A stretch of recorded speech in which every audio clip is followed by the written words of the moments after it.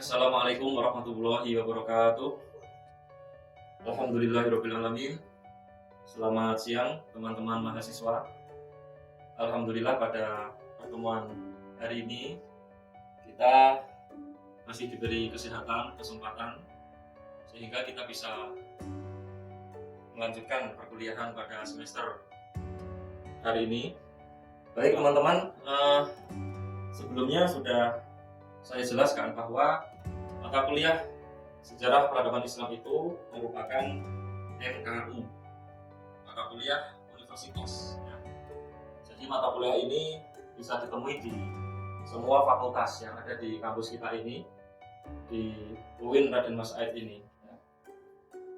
Sebelum mulai perkuliahan pada siang hari ini, marilah kita awali dengan membaca basmalah bersama-sama. Bismillahirrahmanirrahim. Baik, selanjutnya teman-teman, pada pertemuan kali ini kita akan membahas mengenai kontrak perkuliahan, mengenai pembagian RPS, dan juga nanti teman-teman bersama-sama menyusun peta konsep. RPS-nya bisa teman-teman lihat di grup WhatsApp ya. Sudah menerima teman-teman?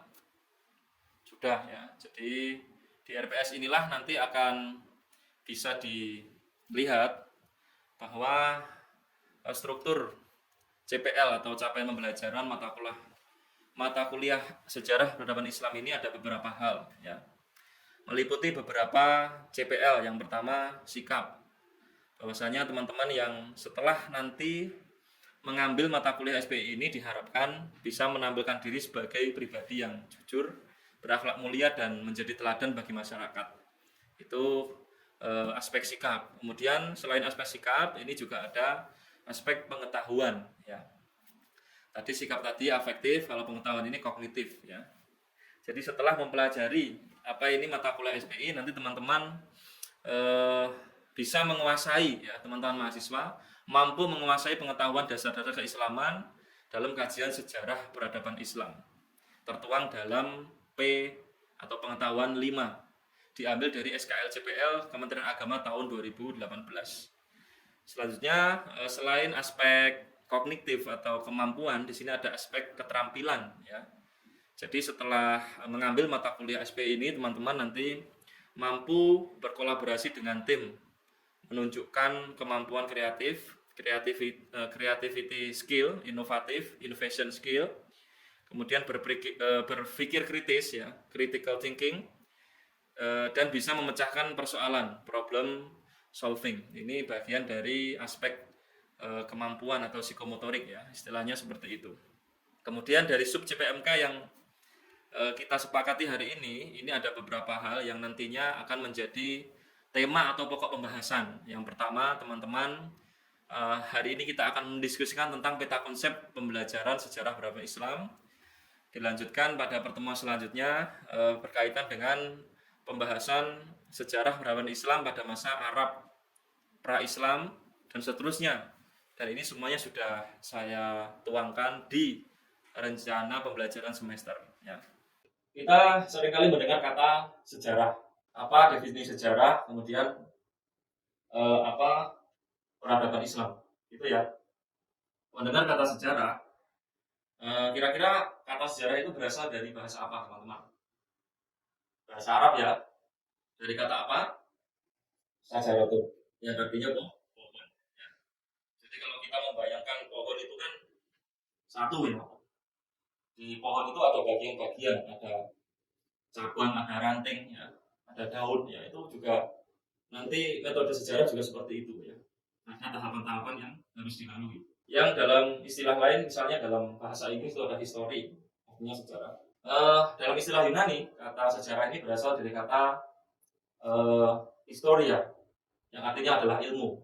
Sehingga nanti untuk membedakan sejarah yang metodologis dengan dongeng atau kisah ataupun berita-berita informatif, yaitu yang membedakan adalah metodenya.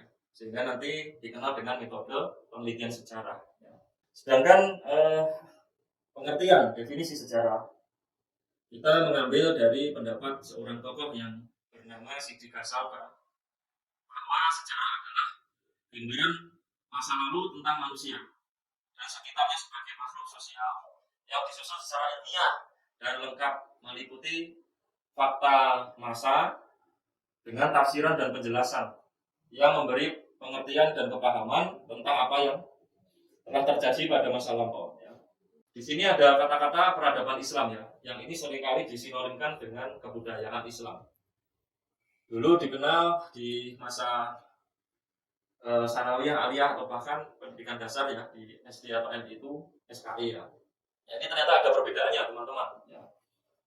Peradaban Islam itu diistilahkan dengan hadoroh Islamiyah, sedangkan kebudayaan itu as-saqafah al-Islamiyah. Nah ini kebudayaan adalah bentuk ungkapan tentang semangat yang mendalam suatu masyarakat. Jadi kebudayaan itu lebih banyak direfleksikan melalui seni, sastra, religi, dan moral. Sedangkan manifestasi dari unsur-unsur seni, sastra, religi, dan moral tadi, nah itu masuk dalam peradaban. Sehingga peradaban itu berarti manifestasi kemajuan mekanis dan teknologis dari sebuah kebudayaan. Dengan kata lain, kebudayaan itu sifatnya lebih umum, sedangkan peradaban itu lebih khusus. Oke, selanjutnya teman-teman. Di semester ini, kita akan melihat tema atau pokok bahasan dalam 14 kali pertemuan ya. Sesungguhnya ada 16, kemudian terkurangi 2 pertemuan, UTS dan UAS menjadi 14 ya. Membahas beberapa tema. Yakni ya, yang pertama adalah membahas tentang Arab pra-Islam. Nah, bagaimana kondisi bangsa Arab sebelum lahirnya atau sebelum diutusnya Nabi Muhammad. Itu nanti menjadi pembahasan yang awal ya. Kemudian setelah itu masuk pada bagaimana Islam pada masa Rasulullah ya. Di masa Rasulullah sendiri nanti terbagi menjadi 2 pembahasan. Yang pertama adalah masa Rasulullah ketika di Mekah, kemudian bagaimana dakwah Rasulullah masa di semasa di Madinah sampai Rasulullah meninggal ya, sampai wafat di Madinah ya. Selanjutnya pembahasannya sepeninggal Rasulullah itu nanti akan dilanjutkan suksesi kepemimpinannya oleh para khulafaur rasyidin ya. Ada Abu Bakar, kemudian Umar bin Khattab, kemudian Sayyidina Utsman bin Affan dan Ali bin Abi Thalib. Nah, itu juga menjadi pembahasan kita pada semester ini. Dan setelah khulafaur rasyidin selesai ya masanya, itu nanti yang sebelumnya itu melalui pemilihan musyawarah ya, melalui Dewan Syuro ya, kemudian melalui kesepakatan ya. Nah, masa selanjutnya model kepemimpinan Islam itu berbentuk dinasti ya. Dinasti itu kerajaan. Jadi bukan berdasarkan musyawarah tapi penunjukan turun-temurun dari orang tua kepada anak atau kerabat familinya.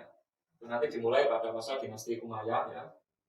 Umayyah mempunyai anak Yazid bin Muawiyah, yaitu nanti menjadi salah satu pemimpin di dinasti Umayyah ya. Dan dilanjutkan pada masa dinasti Abbasiyah ya, dinasti kegemilangan keilmuan Islam ya. Banyak sekali tokoh-tokoh yang berada pada masa itu ya. Termasuk yang terkenal adalah ya Imam Ghazali ya, termasuk Ibnu Rus, Ibnu Sina ya, dan lain-lain sebagainya, itu berada di masa Abbasiyah. Termasuk khalifah yang terkenal pada masa itu adalah Khalifah Harun ar-Rasyid ya. Selanjutnya masuk pada dinasti Andalusia di Spanyol ya. Nanti ada siapa itu Abdurrahman ad-Dakhil ya, yang juga menjadi bagian dari itu. Dan berlanjut kepada perang salib ya. Setelah itu ada Renaissance ya, ada kemajuan peradaban di Eropa sehingga terjadi perang salib ya, perebutan Yerusalem di Palestina. Dan berlanjut kepada materi kekuasaan Islam di Afrika, di dinasti Fatimiyah, Ayyubiyah dan Mamalik ya. Kalau kita mendengar kata-kata Ayyubiyah itu mengingatkan pada sosok yang populer, yakni Salahuddin Al-Ayyubi ya, yang mampu menaklukkan Yerusalem dari pasukan perang salib ya. Dan kemudian berlanjut kepada sejarah 3 kerajaan Mughal, Safawi, dan Utsmani. Nah, ini dari India ke Turki ya. Jadi kalau melihat periode Utsmani ini yang menjadi periode akhir dari dinasti atau dari kerajaan Islam ya. Dari kekhalifahan itu berakhir di masa dinasti Utsmani. Dan setelah itu berlanjut kepada materi sejarah peradaban Islam di Asia Tenggara. Ada Islam di Malaysia, ada Islam di Tomasik di Singapura, kemudian yang paling besar adalah di Indonesia. Ya. Termasuk kepada peradaban Islam pra kemerdekaan. Nah ini, jadi pada masa kolonial ini juga banyak gerakan-gerakan keislaman ya, juga ada peran daripada tokoh-tokoh Islam sehingga mewujudkan sebuah tujuan bersama, yakni Indonesia Merdeka. Itu juga tidak lepas dari pengaruh tokoh-tokoh Islam.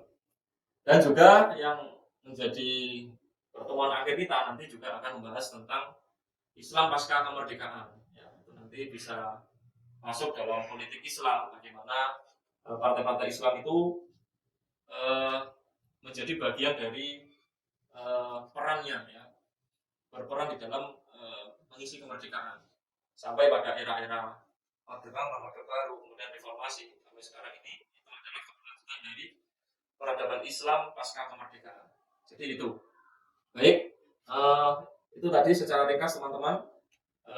Tadi juga sudah saya berikan RPS, rencana pembelajaran semester ya, mata kuliah SPI ini. Dan hari ini tugasnya teman-teman adalah menyusun peta konsep ya.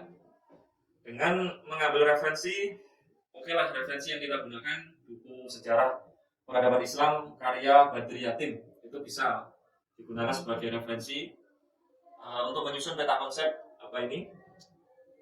perkuliahan kita dalam satu semester ini, sehingga nanti ke depan ya teman-teman akan lebih mudah ya memahami bahasan-bahasan yang hendak kita diskusikan di setiap perkuliahan ya. Jadi itu nanti peta konsepnya saya mohon untuk di share